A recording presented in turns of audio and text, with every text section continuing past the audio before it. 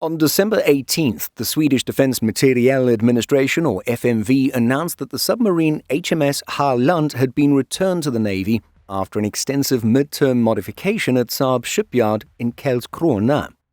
It was stated that the upgrade of this submarine even contributed to the development of the next generation of submarines being built for Sweden, the Blekinge-Class A26.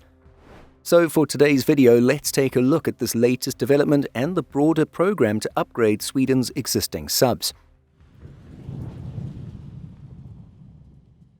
Let's first go back to the year 1996, when Sweden took delivery of its first Gotland-Class Type A19 submarine, HMS Gotland.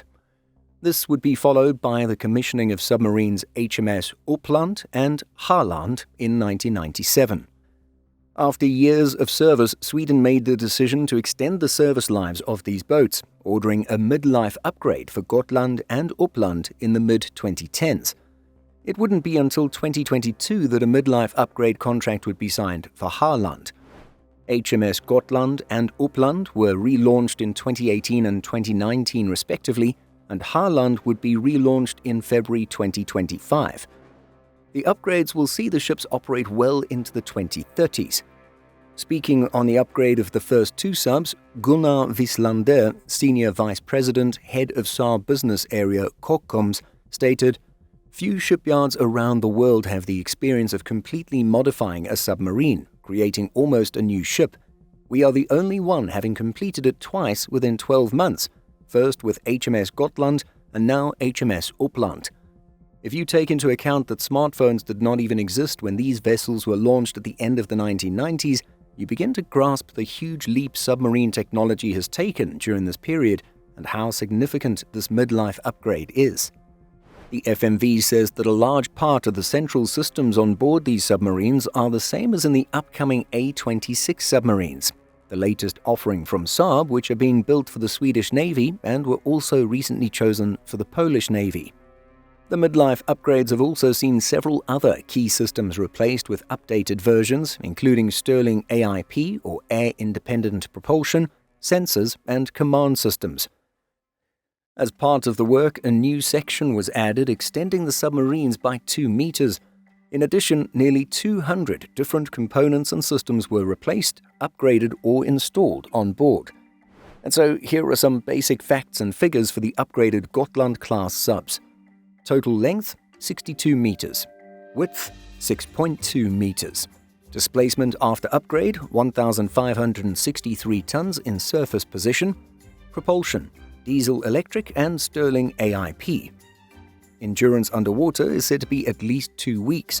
And finally, the submarines have a crew of 35. One of the submarines has a particularly interesting history, and the accomplishment is often cited by proud Swedes. Thus, it's worth mentioning as we wrap up this video.